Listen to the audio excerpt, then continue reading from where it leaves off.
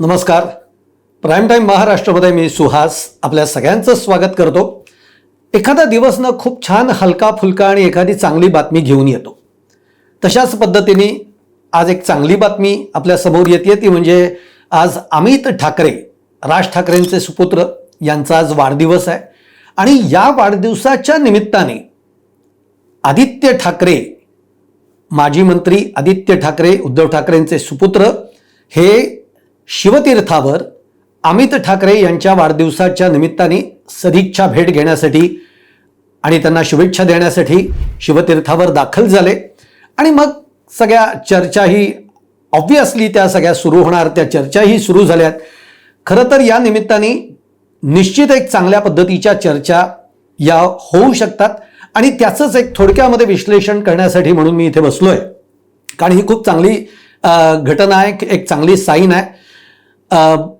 तुम्हाला हा व्हिडिओ आवडला तर नक्की लाईक करा, शेअर करा, चॅनल सबस्क्राईब करायला विसरू नका. तुमच्या कमेंट देखील कमेंट बॉक्समध्ये जरूर टाका. मित्रहो, मी जसं म्हणलं की दिवस चांगला आहे, बातमीसुद्धा चांगली आहे आणि या निमित्ताने काय काय चर्चा होऊ शकते किंवा खरंच काय व्हायला पाहिजे आगामी काळामध्ये याचं एक छोटंसं विश्लेषण. व्हिडिओ फार मोठा नसेल, पण मुंबई महापालिका निवडणुकीच्या निमित्ताने आपल्या सगळ्यांना माहिती आहे त्यावेळेला जोरदार चर्चा मुंबईमध्ये रंगल्या, महाराष्ट्रामध्ये रंगल्या की दोन भाऊ म्हणजे उद्धव ठाकरे आणि राज ठाकरे हे एकत्र येत आहेत. तब्बल 20 वर्षानंतर त्यांच्यामध्ये जो काही एक दुरावा निर्माण झाला होता 2006 पासून, तब्बल 20 वर्षानंतर हे दोघं आता एकत्र येत आहेत आणि त्यामुळे महाराष्ट्राचं एक राजकारण ढवळून निघेल. मुंबईमधलं, महापालिकेतलं राजकारण आपल्याला कदाचित वेगळं बघायला मिळेल. अशा पद्धतीच्या सगळ्या या चर्चा रंगल्या. या दोघं एकत्र येण्याचा जो एक इव्हेंट होता तो देखील वरळी डोममध्ये मोठ्या पद्धतीने साजरा झाला आणि मग त्यानंतर दोन्ही भाऊ त्यांनी निवडणुकीच्या निमित्ताने एकत्र सभाही घेतल्या, काही ठिकाणी घेतल्या, त्या सभा कमी घेतल्या, ही चर्चा झाली. पण या सगळ्याचा परिणाम किंवा या सगळ्याचा परिपाक असं जर आपण म्हटलं तर मुंबई महापालिकेच्या निवडणुकांमध्ये जे चित्र आपल्याला दिसलं ते खूप आशादायी नाही दिसलं.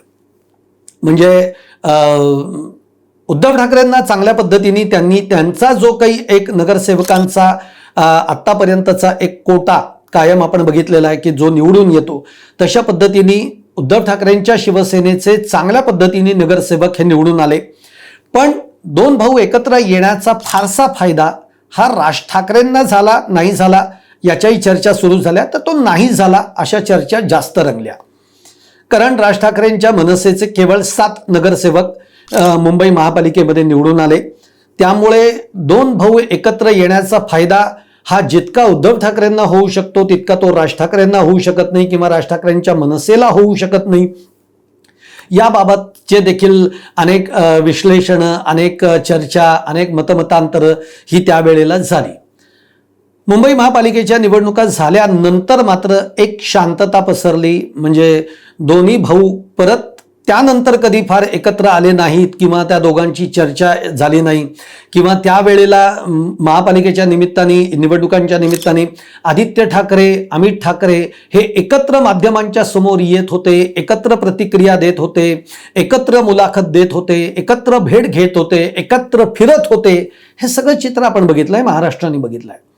पण निवडणुकांनंतर ज्या पद्धतीने मनसेला फार अपेक्षित रिझल्ट यातनं मिळाला नाही आणि उद्धव ठाकरेंनी मात्र त्यांच्या ज्या जागा आहेत, 65 जागा, माझ्या मते 65 नगरसेवक उद्धव ठाकरेंच्या शिवसेनेचे निवडून आले.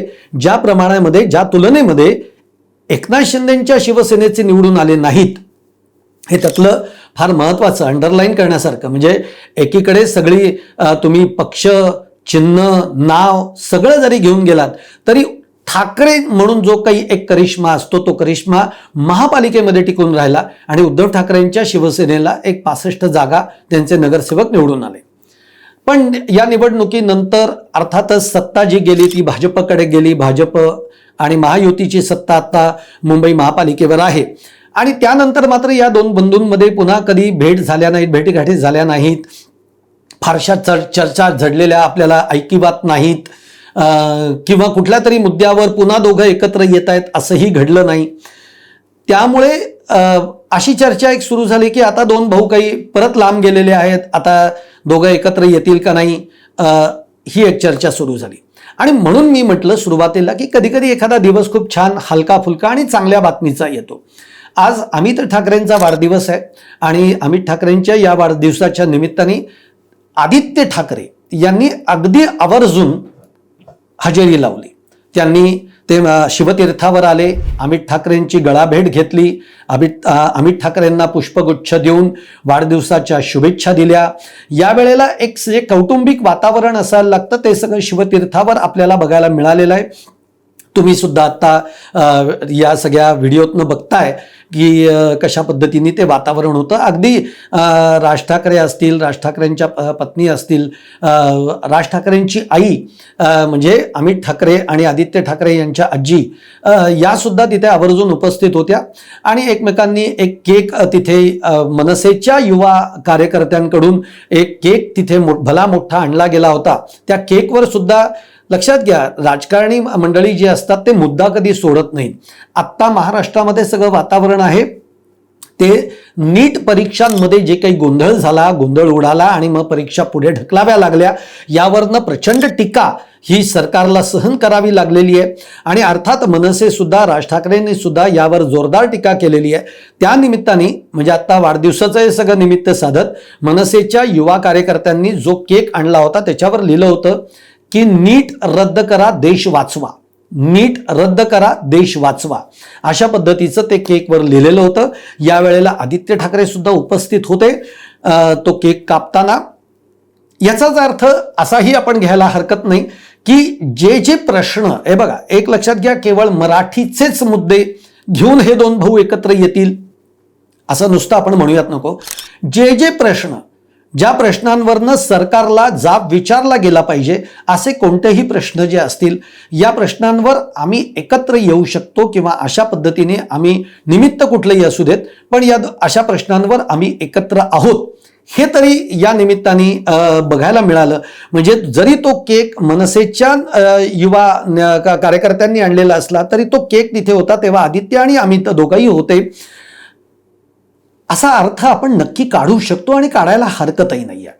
दोन भाऊ आज पुन्हा अमित आणि आदित्य एकत्र आले, ही एक चांगली साईन म्हणून आपण याच्याकडे बघितलं पाहिजे आणि त्यांनी सुद्धा ही एक चांगली साईन ओळखून आगामी काळामध्ये एक वाटचाल केली पाहिजे. एक लक्षात घ्या, महाराष्ट्राच्या राजकारणामध्ये कायम असं बोललं जात आहे की आगामी काळामध्ये आदित्य ठाकरे यांना राजकारणातलं एक चांगलं भविष्य निश्चित असणार आहे. ज्या पद्धतीने त्यांनी याच्या आधी काम केलेलं आहे, एक पर्यावरण मंत्री म्हणून काम केलेलं आहे आणि त्यानंतर सुद्धा जरी सत्ता गेलेली असली, सत्ता हातात नसली, एकीकडे एकनाथ शिंदेंनी पूर्ण पक्ष तिकडे नेलेला असला तरी सुद्धा आदित्य ठाकरे मैदानामध्ये कायम उतरताना बघायला मिळालेले आहेत.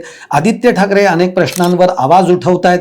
आत्ता देखील नाला सफाईच्या दृष्टिकोनातनं देखील आदित्य ठाकरेंनी काही पर्यावरणाला घेऊन नाला सफाईच्या दृष्टिकोनातनं आणि आता जो पावसाळा जवळ येतोय त्या दृष्टिकोनातनं देखील काही प्रश्न त्यांनी उपस्थित केलेत. आता पुन्हा एकदा अमित ठाकरे, आदित्य ठाकरे एकत्र येताना दिसत आहेत. मला पर्सनली जर विचारलं तर मला असं वाटतं की आजही ठाकरे नावाचा जो एक करिश्मा आहे तो या महाराष्ट्रामध्ये टिकून आहे, मुंबईमध्ये तरी टिकून आहे. मधल्या काळामध्ये एक चर्चा झाली की आदित्य ठाकरे असतील, उद्धव ठाकरे असतील, हे राज्यभर फिरत नाहीयेत. मग काही खासदारांमधली नाराजी आपण बघितली, काही आमदारांमधली नाराजी बघितली, कार्यकर्त्यांमधली नाराजी बघितली.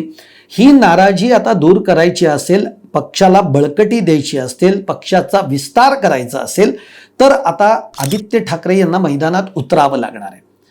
याचीही चर्चा आहे की आदित्य ठाकरे मैदानात उतरण्याच्या दृष्टिकोनातनं त्या दृष्टिकोनातनं त्यांची बांधणी सुरू आहे किंवा त्या पद्धतीने काही प्लॅन सुरू आहेत आणि म्हणून आदित्य ठाकरे आता फार माध्यमांच्या समोर येऊन काही बाईट देत नाही आहेत, बोलत नाही आहेत किंवा उठलं आणि मुलाखती दिल्या असं काही होताना दिसत नाही आहे.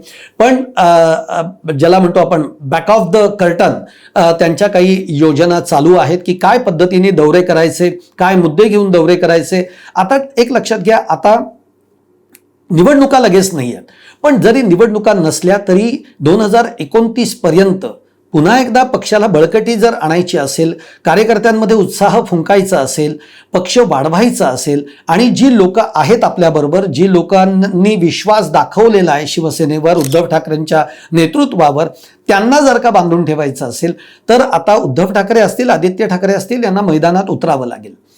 त्याचबरोबरीनं जसं मुंबई महापालिकेच्या निमित्ताने दोन भाऊ एकत्र आले, हे जे चित्र आपण बघितलं हे केवळ ते निवडणुकीच्या निमित्ताने होतं असं न राहता हे दोन भाऊ, मग उद्धव ठाकरे असतील, राज ठाकरे असतील, इकडे अमित ठाकरे असतील, आदित्य ठाकरे असतील, यांनी आता काही एकत्रित सुद्धा काही प्लॅन्स केले पाहिजेत, एकत्र दौरे केले पाहिजेत, एकत्र काही मुद्द्यांवर एकत्र येऊन लढा दिला पाहिजे. हे काही कार्यक्रम त्यांनी निश्चित केले पाहिजेत. एक लक्षात घ्या, एका रात्रीमध्ये काही यश संपादन होत नाही, यश मिळत नसतं. त्यासाठी तो संघर्ष आहे, तो करावाच लागेल. आजची जर का सगळी राजकीय स्थिती बघितली तर भाजप हा प्रचंड मोठा पक्ष होऊन बसलेला आहे. भाजप हा मित्रपक्षांवर सुद्धा, आज मित्रपक्षांना सुद्धा कमजोर करतो आहे. महायुतीमधली स्थिती आपण बघतो आहोत. आणि आगामी काळामध्ये असंही जे बोललं जातं की भाजप हा जे काही स्थानिक पक्ष आहेत तो संपवून टाकेल. संपत नसतात, असे पक्ष संपत नसतात. फक्त तुम्हाला चिकाटीने अशा आव्हानांना तोंड द्यावं लागतं, त्याला सामोरं जावं लागतं. मला असं वाटतंय की राज ठाकरे, उद्धव ठाकरे यांनी एकत्र येऊन, आता जर का आपल्याला हे चित्र दिसतंय की अमित ठाकरेंच्या वाढदिवसाच्या निमित्ताने आदित्य ठाकरे आलेले आहेत, याचा अर्थ एक कौटुंबिक नातं हे तर आहेच आहे, पण त्याला आता एक चांगलं जर स्वरूप दिलं, मनसे आणि उद्धव ठाकरेंची शिवसेना ही एकत्र येऊन काही प्लॅटफॉर्म्सवर जर त्यांनी काही काम केलं, काही मुद्द्यांवर जर का काम केलं तर आगामी काळामध्ये या दोन्ही पक्षांनाच त्याचा फायदा होणार आहे.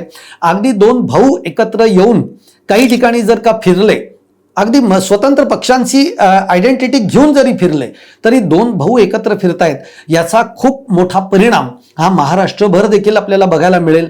वेळ आहे हातामध्ये, 2029 लांब आहे तसं अजून. त्यामुळे आत्तापासून जर अशा पद्धतीच्या काही रणनीती जर का दोघांकडनं आखली गेली तर मला वाटतं की आजचा हा गोड दिवस आहे, हा गोड केक एकमेकांना जो भरवलेला आहे, तो जर अशाच पद्धतीने काही कृती झाली तर अधिक गोडवा हा दोन्ही पक्षांना राजकारणामधला फायदा म्हणून बघायला मिळेल, होताना देखील आपल्याला बघायला मिळेल. आणि एक कौटुंबिक देखील गोडवा जो आहे तो कायमस्वरूपी टिकताना देखील आपल्याला बघायला मिळेल. मला फक्त आजच्या या बातमीवरनं एवढंच सांगायचं होतं की दोन भावांनी पुन्हा एकदा एकत्र येणं गरजेचं आहे. मग ते दोन भाऊ राज ठाकरे, उद्धव ठाकरे असतील, अमित ठाकरे, आदित्य ठाकरे असतील, आणि त्यांनी काही कार्यक्रम, काही मुद्द्यांवर, भले तुम्ही अगदी काही पक्ष एक करू नका, दोन पक्ष मिळूनच फिरलं पाहिजे असं काही नाही, पण काही ठिकाणी तुम्ही एकत्रित फिरा की ज्याचे फायदे होतील.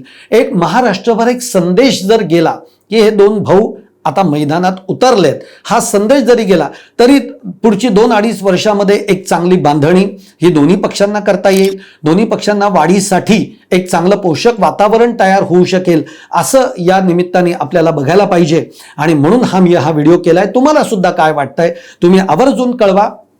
निमित्त होता अमित ठाकरेंच्या वाढदिवसाचं, त्याला हजेरी लावली आदित्य ठाकरेंनी, पण पुढच्या काळामध्ये कशा पद्धतीने वाटचाल या दोन्ही पक्षांची झाली पाहिजे, जे मला वाटलं ते तुमच्या समोर ठेवलेलं आहे. कमेंट बॉक्समध्ये तुम्ही देखील कळवा. आणि तुम्हाला माझा हा व्हिडिओ आवडला असेल तर लाईक करा, शेअर करा, चॅनल सबस्क्राईब करायला विसरू नका.